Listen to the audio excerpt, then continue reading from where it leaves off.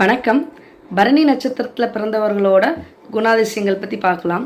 பரணி அப்படின்னாலே சுக்கிரனோட ஆதிக்கத்தில் பிறந்தவங்களாக தான் இருப்பாங்க.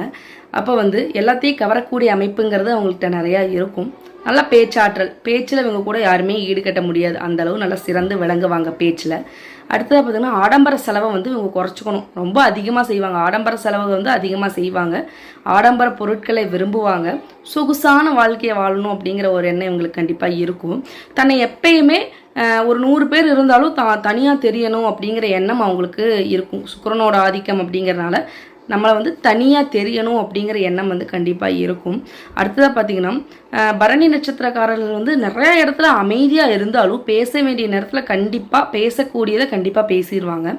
அடுத்ததாக பார்த்திங்கன்னா உணவு, இந்த சாப்பாட்டு பிரியர்கள் அப்படின்னு சொல்லுவோம் பார்த்திங்களா, அது பரணி நட்சத்திரத்தில் சேரும். ஏன் அப்படின்னா நம்ம செஞ்சு சாப்பிட்றதோடு மட்டும் இல்லாமல் அந்த சாப்பாடு செஞ்சவங்களும் ரொம்ப அதிகமாக பாராட்டும் மனம் அவங்களுக்கு நிறைய இருக்கும். அடுத்ததாக பார்த்திங்கன்னா இவங்களோட குடும்ப வாழ்க்கையெல்லாம் எப்படி இருக்கும் அப்படின்னு பார்த்திங்கன்னா பரணி தரணி ஆளும் அப்படின்னு சொல்லுவாங்க. அந்த மாதிரி நல்ல ஒரு சொகுசான வாழ்க்கை, வசதி வாய்ப்புகளோட கண்டிப்பாக நல்லபடியாக அமையும்.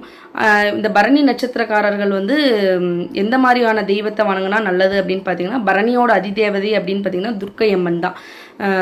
துர்க்கை அம்மனை நமக்கு ஏதோ ஒரு வேண்டுதல், அவங்களுக்கு எது நிறைவேறணுமோ அதை நினச்சிட்டு அவங்க நட்சத்திரத்தன்னைக்கு ஒரு அர்ச்சனை பண்ணிவிட்டு நல்லா பிரார்த்தனை பண்ணிட்டா கண்டிப்பாக அவங்களோட வேண்டுதல் அனைத்தும் நிறைவேறும். நன்றி.